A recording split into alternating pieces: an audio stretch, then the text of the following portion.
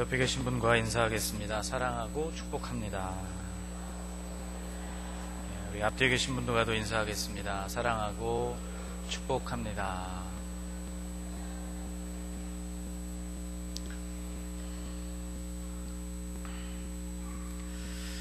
북왕국 이스라엘은 주전 722년에 아수르에 의해서 무너졌고, 남왕국 유다는 주전 588년에 바벨론에 의해서 무너진 역사를 여러분 잘 알고 계실 것입니다. 이때 대부분의 백성들은 바벨론으로 끌려갔지요. 바벨론 시대가 다 끝나고 바사, 페르시아가 일어나게 되어서 이 바사의 왕이었던 고레스가 끌려왔던 이스라엘 민족들을 다시 유대 땅으로 보내주는 일이 있었습니다. 그래서 수룹바벨이라는 인물을 중심으로 많은 사람들이 다시 이스라엘로 이주를 하게 되었고, 그곳에서 무너진 성전을 다시 수축하게 됩니다. 이것이 소위 우리가 이야기하는 예루살렘 1차 귀환의 역사입니다. 그러나 성전 이 재건의 사역이 어려움에 봉착하게 되었고, 약 18년 동안이나 성전을 재건하는 일이 중단되게 됩니다. 바사왕 다리오 제2년에 멈추어졌던 그 성전 공사가 재개하게 되는데, 이때 활동했던 하나님의 사람들이 바로 학개와 스가랴라는 인물이었습니다. 오늘 본문에 등장하고 있는 스가랴이죠. 다리오 왕 6년 아달월 3일에 드디어 이 성전 재건 공사는 완공하게 됩니다. 주전 516년 공사기간 4년을 걸쳐서 지어진 두 번째 성전이었습니다. 오늘 본문은 바로 그 당시의 역사를 들려주고 있습니다. 1절에 다리오 왕 4년이라고 했으니 멈추어졌던 성전 공사가 다시 시작된 지 한 2년쯤 흘렀을 때의 이야기를 우리에게 전해주고 있습니다. 그 무렵에 베델 사람들이 제사장들과 선지자들에게 사람을 보내어서 어떤 한 가지 사실에 대해서 여호와께 묻게 됩니다. 무엇을 물었는가 하면 그것이 바로 3절에 나오는 이러한 물음이었습니다. 같이 한번 읽어볼까요? 만군의 여호와의 전에 있는 제사장들과 선지자들에게 물어 이르되, 내가 여러 해 동안 행한 대로 5월 중에 울며 근신하리이까 하매. 이스라엘은 매년 5월과 7월에 금식하면서 근신하는 절기를 지켰습니다. 이것은 바벨론 포로 생활이 시작된 이후로 줄곧 70년간 이어져 왔던 그런 신앙의 전통이었죠. 하나님을 떠났기 때문에 우리가 지금 이렇게 바벨론 엉뚱한 이방 나라에 지금 끌려와서 고생을 하게 되었다 하는 것을 기억하기 위함이었고, 그래서 하나님, 우리가 금식하고 애통하고 이스라엘이 다시 회복될 것을 하나님 앞에 간구하오니 하나님께서 뜻을 돌이키셔서 우리가 다시 하나님의 백성이 되고 하나님이 주신 그 땅으로 우리가 돌아갈 수 있도록 은혜를 베풀어 주옵소서. 그렇게 하나님 앞에 간구하고 금식하고 근신했던 기간이 바로 이 70년 동안 이어져 왔던 1년에 2번 행해졌던 금식의 기간이었습니다. 그러나 지금 이스라엘로 돌아와 있는 이들의 상황은 조금 변해 있었습니다. 우선 바벨론 포로 생활 70년 동안의 그 생활은 다 끝이 난 것처럼 보였기 때문이죠. 옛적에 예레미야 선지자와 같은 하나님의 사람들을 통해 예언해 주셨던 70년의 기간이 이미 다 지나갔고, 두 번째는 지금 그들은 바벨론에 있는 것이 아니고 거룩한 도성 예루살렘에 이미 와 있었기 때문이었습니다. 자, 바벨론에서 행했던 이 전통은 하나님, 우리가 예루살렘으로 돌아갈 수 있도록 해주십시오 하는 기도와 그러한 소망이었는데, 지금 그것이 그렇게도 꿈꾸던 그 예루살렘, 그 이스라엘 안으로 그들은 이미 들어와 있는 상태였다는 것이죠. 그렇기 때문에 이 질문, 올해도 우리가 하나님 앞에 금식하며 지내는 이 절기를 보내야 합니까? 라는 이 질문은 현실적으로 충분히 물어볼 만한 그러한 질문입니다. 그런데 이 질문에 대한 하나님의 대답이 아주 충격적입니다. 사실 그것은 대답이 아니었습니다. 하나님은 대답을 주시는 대신에 오히려 그들에게 되물으십니다. 5절 말씀이 바로 하나님의 답변입니다. 같이 한번 읽겠습니다. 온 땅의 백성과 제사장들에게 이르라. 너희가 70년 동안 5째 달과 7째 달에 금식하고 애통하였거니와 그 금식이 나를 위하여 한 것이냐. 아까 성경 봉독을 해주시는 우리 권사님께서 강조해서 읽어주신 부분이 있죠. 5절 말씀에 제가 읽어주시는 말씀을 들으면서 그런 생각을 했습니다. 성경 봉독하시기 전에 성경을 여러 번 읽으셨구나, 그런 느낌을 가졌습니다. 하나님이 지금 가장 힘주어서 그들에게 말씀하고 있는 대목이 바로 여기이기 때문입니다. 너희가 5째 달과 7째 달에 금식을 하고 애통을 하였는데 그 금식이 정말 나를 위해서 너희가 한 것이냐고 주님은 다시 묻고 있습니다. 이 하나님의 질문은 풀었으면 이런 뜻입니다. 너희가 70년 동안 5월과 7월에 금식하고 애통한 것을 내가 잘 안다. 그런데 그 금식이 나를 위해서, 정말 나를 위해서 한 것이냐? 여러분, 이스라엘 백성들은 무려 70년 동안을 한 해도 거르지 않고 이 금식과 애통의 절기를 지켜왔던 사람들입니다. 대단한 사람들이라고 말할 수 있죠. 그러나 그것이 하나님을 위해서 드려진 것이 아니었다는 점이 소위 함정이었습니다. 주님은 이어서 6절에 이렇게 말씀해 주십니다. 6절 말씀을 같이 읽겠습니다. 너희가 먹고 마실 때에 그것은 너희를 위하여 먹고 너희를 위하여 마시는 것이 아니냐. 너희는 먹을 때에도 너희 자신을 위해서 먹었고 너희는 마실 때에도 너희 자신을 위해서 마셨다. 그리고 그 뒤에 말씀이 생략되어 있는 것입니다. 감추어진 말씀은 이런 말씀이죠. 더 놀라운 것은 너희가 먹지 않을 때에도 너희 자신을 위해서 먹지 않았다는 것이고 너희가 애통할 때에도 오직 너희 자신을 위해서 애통한 것이다 하는 것입니다. 그러므로 너희가 하는 그 금식과 애통이 어떻게 나를 위한 것이었다고 말할 수 있느냐, 그런 질문인 것이죠. 그들이 행했던 모든 금식과 애통이 하나님이 아니라 오직 그들 자신을 위해서 행했다는 하나님의 탄식이었습니다. 이것은 아주 종교적인 삶처럼 보여졌지만 실제로는 매우 이기적인 신앙생활이었다는 것이죠.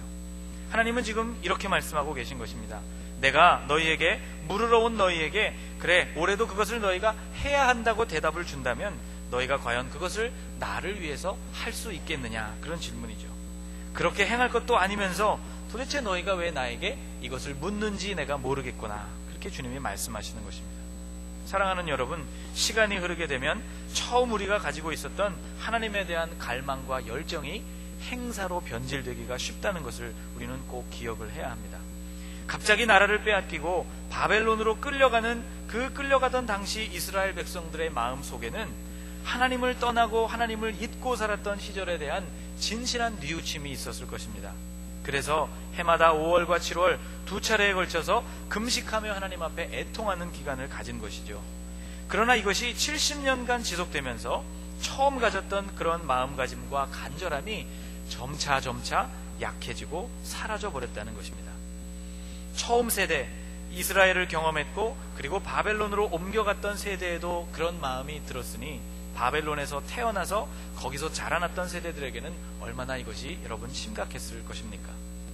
지난 주간 우리가 올해 들어서 세 번째 특별 새벽 기도회를 가졌습니다. 7일간 하나님 앞에 기도한다는 것, 새벽에 잠을 깨우고 하나님 앞에 나와 기도한다는 일, 정말 많은 분들이 이 일에 헌신해 주셨고 여전히 많은 분들이 이것에 관심을 가지고 그리고 기도하기 위해서 참석하고 있다는 것을 보면서 참 감사한 마음이 들었습니다.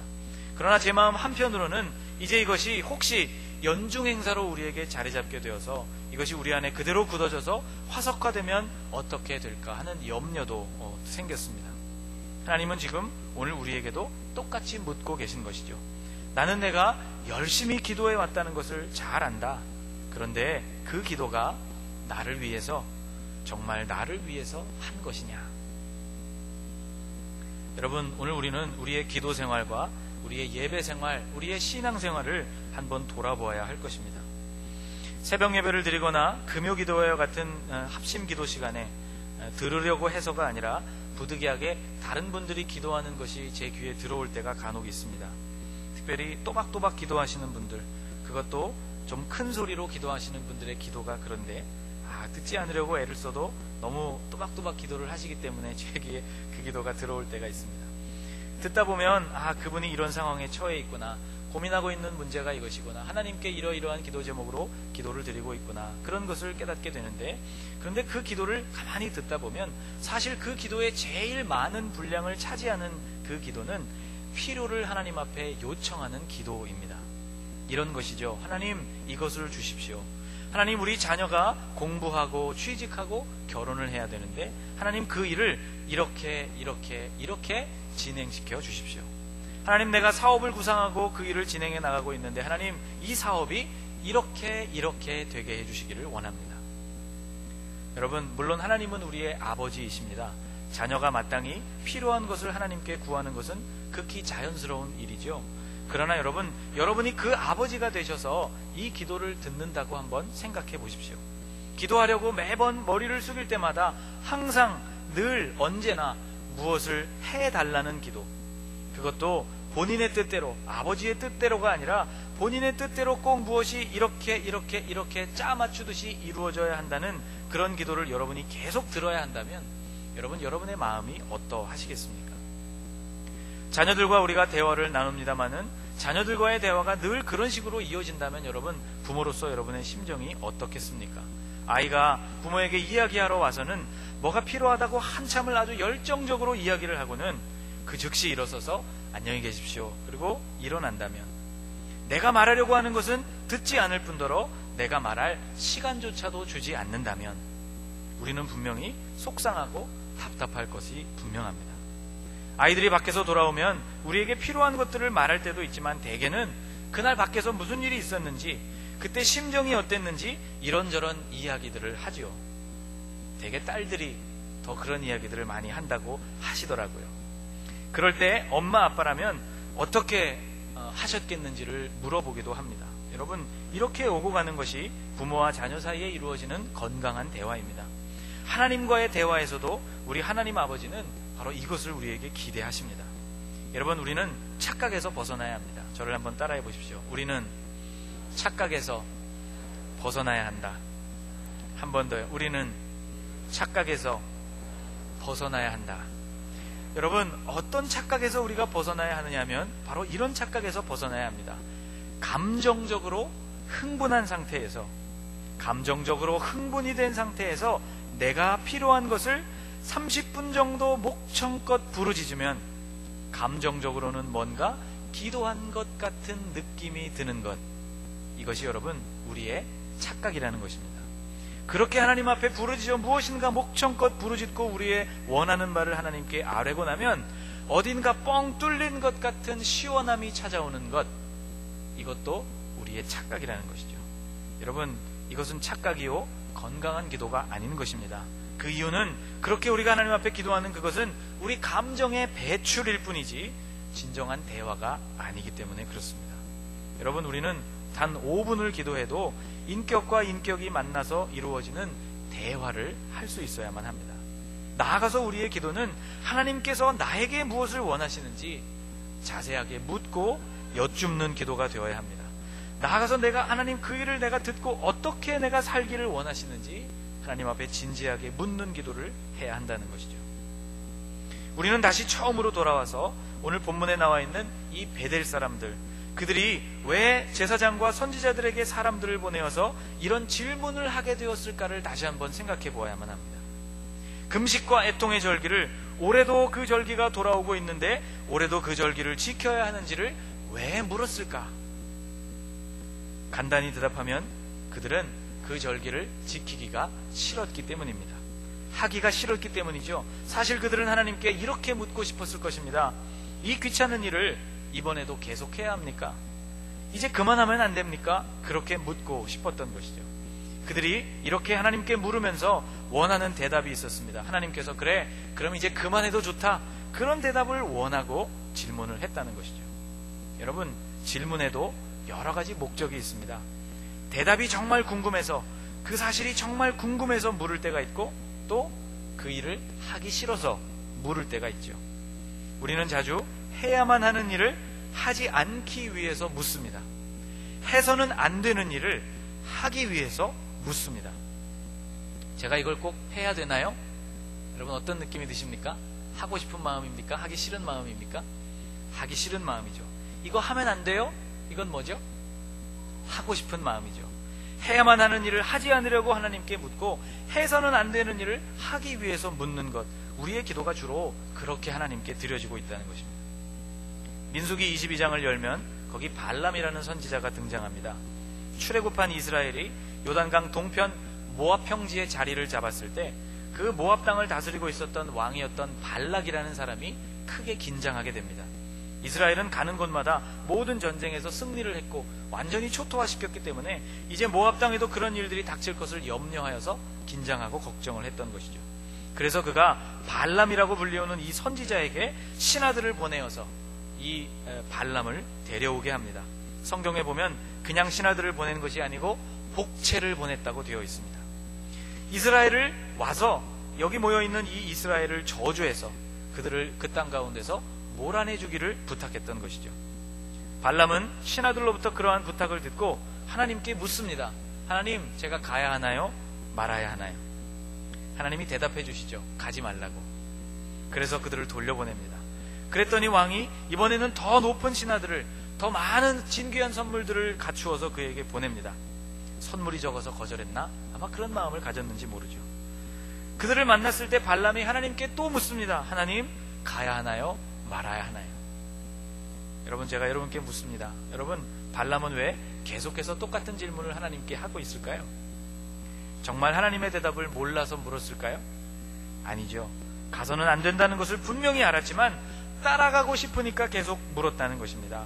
사신들 편에 딸려온 선물을 거절하기 싫었기 때문에 하나님께 계속 묻고 있었다는 것이죠. 여러분, 우리가 하나님께 물을 때, 어떤 일을 하나님께 상의하려고 할 때 우리 가운데서부터 나타나는 그 동기, 그 동기가 어디에 있는지를 여러분 분명하게 우리가 정직하게 그것을 점검해 볼 수 있다면, 그러면 여러분 놀랍게도 기도하기 전에도 이미 그 기도의 응답을 받게 되는 경우가 많습니다. 야고보서 4장 3절은 우리에게 이렇게 말씀해 줍니다. 구하여도 받지 못함은 정욕으로 쓰려고 잘못 구하기 때문이라. 같이 한번 읽어볼까요? 구하여도 받지 못함은 정욕으로 쓰려고 잘못 구하기 때문이라. 욕심으로, 정욕으로 하나님께 구하면 주님께서 응답을 하신다는 것입니까? 안 하신다는 것입니까? 예라고 대답하신다는 것입니까? 아니오라고 대답하신다는 것이죠? 아니오라고 대답한다는 것입니다.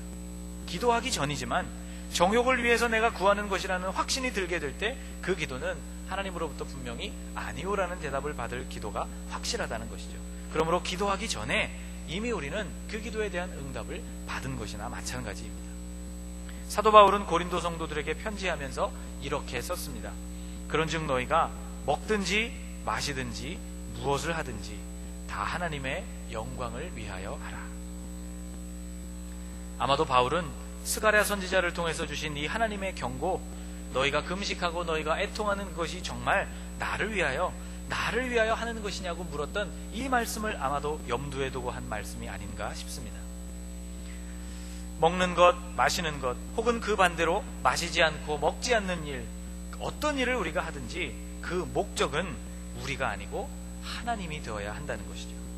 사랑하는 여러분, 먹든지 마시든지 무엇을 하든지 하나님의 영광을 위하여 하실 수 있게 되시기를 축복합니다. 참 말은 쉽지만, 목사님 참 말 쉽게 하시네요. 여러분, 그렇게 얘기할지 모릅니다. 추상적이고 어렵게 이야기가 들리죠. 도대체 먹든지 마시든지 무엇을 하든지 하나님을 위해서 한다는 것이 도대체 무슨 뜻이고 어떻게 우리가 그렇게 살아갈 수 있단 말인가? 여러분, 그러한 곤란한 상황 앞에 여러분이 놓여질 때 이렇게 여러분 스스로에게 간단히 한번 물어보시기를 바랍니다. 이렇게 묻는 것입니다. 자, 나는 지금 이것을 누구를 위해서 하려고 하는 것인가? 나는 지금 내가 하려고 하는 이것을 무엇을 위해서 하려고 하는 것인가? 이 질문을 여러분 마음 가운데 던지시고 여러분이 스스로 그 질문에 대답해 본다면 여러분이 가지고 있는 그 동기를 분명하게 점검해 보실 수 있을 것입니다. 어릴 때 들었던 동화 같은 이야기가 있습니다. 궁중에, 왕이 살고 있었던 그 궁중에 광대가 한 명 있었다고 합니다. 여러분, 광대가 무슨 일을 하는 사람인지 잘 아시죠? 재주를 부리고 사람들을 즐겁게 해주는 그런 일입니다. 평생을 그 일만 해왔는데 어느 날 이 광대가 하나님을 믿게 되었다고 합니다. 평생 그 일만을 해왔고 자신을 구원해 주신 그 하나님의 은혜가 너무 감격적이고 너무 고마워서 하나님을 위해서 무엇인가 해드리고 싶기는 한데 아무리 생각을 해도 자기의 위치에서 또 자기가 살아온 삶을 비추어 보면 무슨 일을 하나님을 위해서 하면 하나님이 기뻐하실지가 잘 떠오르지 않았다는 것이죠. 고민하고 고민하던 이 광대가 어느 날 아무도 없는 빈 방을 찾아갑니다. 그리고 그 안에서 문을 걸어 잠그고 아무도 없는 빈 방에서 오직 하나님만을 위한 공연을 해드리기로 결심을 합니다. 그가 잘하는 모든 기술들을 동원해서 물구나무를 서기도 하고 저글링을 하기도 하고 모든 그가 할 수 있는 기술을 동원해서 오직 하나님 한 분을 기쁘시게 해드리기 위해서 그렇게 닫혀진 문 안에서 공연을 했다는 것이죠. 관중의 호응도 없었고 박수 소리도 없었습니다. 오직 하나님이 그것을 보시고 즐거워하셨으면 좋겠다는 마음으로 했던 것이죠. 저는 하나님께서 서커스를 재밌어 하시는 분인지 잘 모르겠습니다. 하나님이 그것을 보시면서 박수를 치시고 혹은 배를 잡고 깔깔깔 웃으시는 분이신지 잘 모르겠습니다. 그러나 여러분, 이것 하나만은 하나님에 대해서 제가 확신할 수 있습니다. 하나님은 그 공연만큼은 아주 즐거운 마음으로 보셨을 것이라는 것이죠. 예배인도자 맷 레드먼이라는 분이 쓴 마음의 예배라는 노래에 이런 가사가 나옵니다. 음악이 잦아들고 모든 예배가 끝날 때 저는 그저 주님의 마음을 기쁘시게 할 것, 그것이 무엇이든 그것을 들고 주님께 나가기를 원합니다. 주님은 그저 노래 듣는 것을 원하시는 것이 아니기 때문에 저는 노래 이상의 것을 드리겠습니다. 주님은 드러난 겉모습이 아니라 더 깊은 곳에 있는 제 마음을 보시는 분이십니다. 여러분, 제가 오늘 여러분에게 이렇게 묻고 싶습니다. 오늘 여러분 예배를 드리고 계시죠?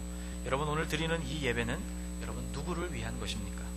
또 무엇을 위한 것입니까?